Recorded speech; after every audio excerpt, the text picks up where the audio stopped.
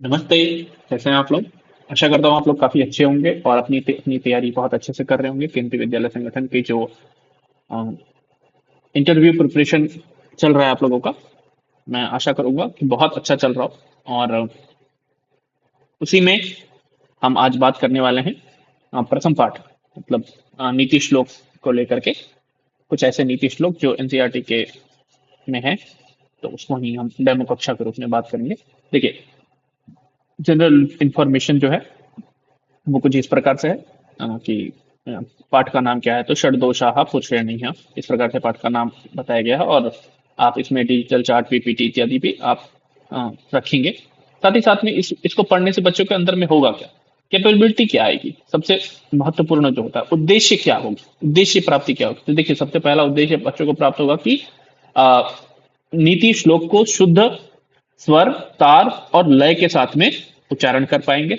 दूसरा, अ, श्लोक में महत्वपूर्ण शब्द परिच्छेद एवं व्याकरण को बहुत अच्छे से समझ पाएंगे। तीसरा, षड दोष, मनुष्य के छुपे हुए जो 6 दोष होते हैं उसको पहचानने में बहुत अच्छे से सक्षम हो पाएंगे। उसके बाद में श्लोक के निहित जो कल्याणकारी संदेश है और नैतिक जो कार्य है, सरल कार्य इत्यादि जिसको कहते हैं, तो उसको सरल भाषा में बता पाएंगे। साथ ही आलस्य, भय और अत्यधिक निद्रा इत्यादि से बचने का प्रयास, मतलब अपने आप को चरित्र निर्माण में भी ये जो श्लोक है ये कहीं ना कहीं सहायता प्रदान करने वाला है। अब हम बात करते हैं कि पूर्व ज्ञान परीक्षण को लेकर के, तो कैसे उनको पूछेंगे। तो देखिए, कक्षा 7 के बच्चे हैं, काफी सारी चीज आप उनसे पूछ सकते हैं। तो पहला आप क्या पूछेंगे कि अच्छा ये बताइए, अत्यधिक सोना हमारे स्वास्थ्य के लिए अच्छा होता है क्या? तो बच्चे कहेंगे नहीं, ऐसा तो नहीं है। अच्छा ये बताइए बच्चों, आलस्य से हमारे विद्यार्थी जीवन में कोई नकारात्मक प्रभाव भी पड़ता है क्या? कहेंगे हाँ, प्रभाव पड़ता है। और तीसरा सबसे महत्वपूर्ण प्रश्न कि क्रोध से आपके और क्रोध से हमारे आपस में संबंध किस प्रकार से खराब होता है, या क्या होता है क्रोध करने से। तो बच्चे बिल्कुल बहुत अच्छा है आंसर आपको देंगे। तो ये भी आपको देखने को मिल जाएगा। जब ये चीज हो जाएगी आपके पास, तो उसके बाद में आप कहेंगे बच्चों, आज हम बहुत ही महत्वपूर्ण श्लोक के बारे में अध्ययन करने जा रहे हैं। यह श्लोक मानव कल्याण में, मतलब हम मनुष्यों के जीवन में 6 बड़ी बाधाओं को बहुत ही सुंदरता से बताया गया। यदि आप अपने जीवन में सफलता, कीर्ति और सच में बहुत अच्छा ग्रोथ चाहते हैं, तो इन 6 अवगुण को पहचान करिए और उसको क्या करने हैं? त्यागना चाहिए। क्यों? क्योंकि दोषों का समूल नाश ही उन्नति एवं सुखी जीवन की पहली सीढ़ी होती है। तो आइए जानते हैं वो कौन से 6 दोष हैं। बोलिए, देखिए मैं लिख रहा हूं, आप लोग पीछे पीछे पढ़िए। बोलिए, षड दोषा पुरुषेणेह हातव्या भूतिमिच्छता, निद्रा तंद्रा भयं क्रोध, आलस्यम दीर्घ सूत्रता। एक बार फिर से पढ़िए। षड दोषा पुरुषेणैव हातव्या भूतिमिच्छता, निद्रा तंद्रा भयं क्रोध, आलस्यम दीर्घ सूत्रता। आलस्यम दीर्घ सूत्रता पदच्छेद कैसे है? देखिए, षड दोषाः पुरुषेण इह हातव्याः भूतिम इच्छता, निद्रा तंद्रा भयम क्रोध, आलस्यम दीर्घ सूत्रता। अब हम बात करते हैं अन्वय को लेकर के, प्रोसेस ऑर्डर कैसा है। तो देखिए, इह भूतिम इच्छता पुरुषेण निद्रा तंद्रा भयम क्रोध, आलस्यम दीर्घ सूत्रता च इत्येतेः षड दोषाः हातव्याः। इसका मतलब क्या है? आइए हम लोग पहले जो कठिन शब्द है उसको देख लेते हैं। क्या होता है बच्चों? षड मतलब क्या होता है? हाँ, वेरी गुड। षड मतलब 6, दोषा मतलब अवगुण या बुराई, है ना। पुरुषेण मतलब पुरुष के द्वारा, हातव्याः मतलब त्यागने योग्य। हम क्या छोड़ देते हैं? हाँ, डस्टबिन में कूड़ा डालते हैं तो कूड़ा छोड़ते हैं ना, तो त्यागने योग्य है। जो वस्तु त्यागने योग्य है उसे हम कहाँ छोड़ देते हैं? डस्टबिन में। Very good.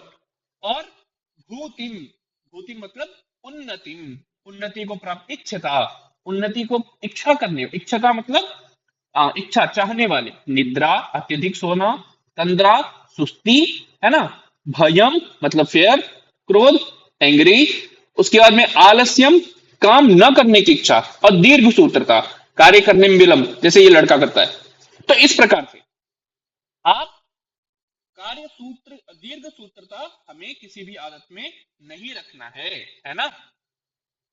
चलिए अब बात करते हैं इसके मीनिंग क्या है, कोर मीनिंग क्या है। तो देखिए, जो मनुष्य अपने जीवन में उन्नति, प्रगति, ऐश्वर्य और सफलता की इच्छा रखता है, आप सब में से कौन कौन रखता है ईश्वर? हाँ, आप सभी लोग रखते हैं। सफलता की अगर आप इच्छा रखते हैं तो उसे अपने जीवन में 6 चीजों को त्याग करना पड़ेगा। कौन कौन सा? अत्यधिक सोना, निद्रा में आलस्य हमेशा करना, भय रहना मतलब अकारण से डर होना, गुस्सा और सुस्ती। साथ ही साथ में छोटे से या बड़े किसी को भी काम को टालने की आदत। हमेशा इन 6 आदतों को क्या करना चाहिए? हमें त्याग देना चाहिए, यदि आप अपने जीवन में सफलता प्राप्त करना चाहते हैं तो, है ना। अब देखिए इसका मीनिंग क्या है। देखिए इसमें कहने वाले ये हैं कि जो कवि हैं ये हमें 6 अधिक, जितने बाहरी गुण तो बाहरी अवगुण तो होते ही हैं, परंतु उससे भी कहीं ज्यादा आंतरिक अवगुण होते हैं हमारे जीवन में। पहला क्या? अत्यधिक सोना। दूसरा, कार्य को आज नहीं करेंगे, कल करेंगे, परसों करेंगे, बात बात पे गुस्सा करना, और इससे इससे हमारी मानसिक और बौद्धिक ऊर्जा भी क्या होती है? नष्ट होती है। भय, आलस्य के कारण से मनुष्य क्या करता है? जो नया प्रयास होता है उसको भी नहीं कर पाता है ना। इसीलिए हमें परिश्रमी, निर्भय, शांत चित्त और समय का सदुपयोग करने वाला बनना चाहिए। हमें क्या क्या बनना चाहिए? परिश्रमी बनना चाहिए, निर्भयी बनना चाहिए और शांत चित्त, साथ ही साथ में समय का सदुपयोग करने वाला हमें होना चाहिए।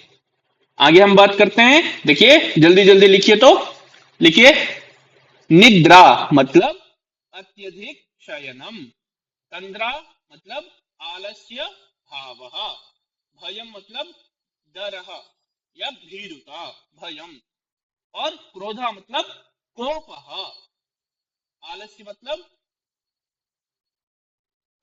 काम को टालना, और दीर्घ सूत्रा इत्युक्ते कार्य विलंब। बहुत सुंदर, मतलब भूतिम इच्छता पुरुषेण इत्येते दोषाः हातव्याः। हातव्य मतलब क्या था? त्याज्य मतलब त्याग करना चाहिए, छोड़ देना चाहिए। अब भूतिम इच्छता, भूति मतलब उन्नति करने वाला व्यक्ति, भूतिम इच्छता मतलब उन्नति करने वाला व्यक्ति को, प्रगति चाहने वाला व्यक्ति को क्या छोड़ देना चाहिए? ये सारे दोष छोड़ देना चाहिए, है ना। आगे बताइए तो, मानव नीति श्लोक में मानव के कुल कितने दोष बताए गए हैं? वेरी गुड, कितने? 6। संस्कृत में क्या बोलेंगे? षड। वेरी गुड, बहुत सुंदर।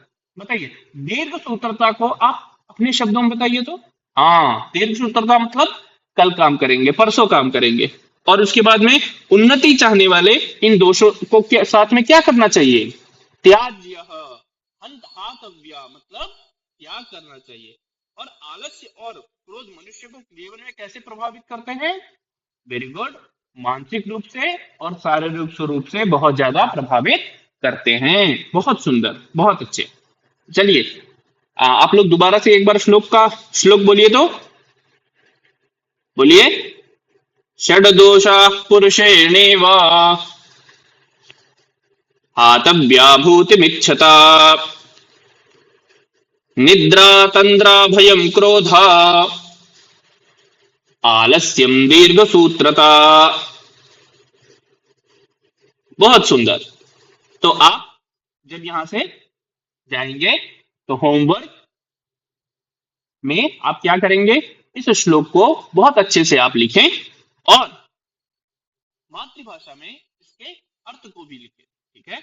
और आलस्य मनुष्य का सबसे बड़ा शत्रु है। इस विषय पर संस्कृत में 5 वाक्य आपको लिख करके लाना है, ठीक है। Thank you. तो देखिए हमने आज इस पाठ से सीखा कि जीवन में प्रगति, यश, उन्नति चाहने वाले प्रत्येक मनुष्य को निद्रा, आलस्य, तंद्रा, भय, क्रोध और काम देर से काम करना जैसे हानिकारक मानसिक जो अवगुण है, इसको क्या करना चाहिए? शीघ्र त्याग देना चाहिए। निरंतर परिश्रम, अटूट साहस और समय का सदुपयोग ही आपकी सफलता का मूल आधार है। और मैं कहीं ना कहीं इस बात को हमेशा कहता हूं कि समय का सदुपयोग ही आप सफल हो पाएंगे।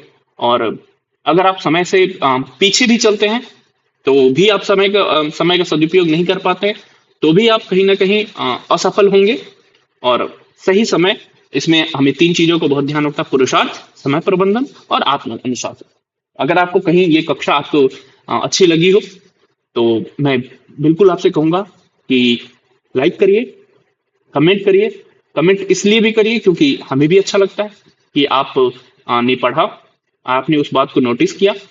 तो बिल्कुल, और अगर आप चैनल पर नए हैं तो प्लीज सब्सक्राइब करें।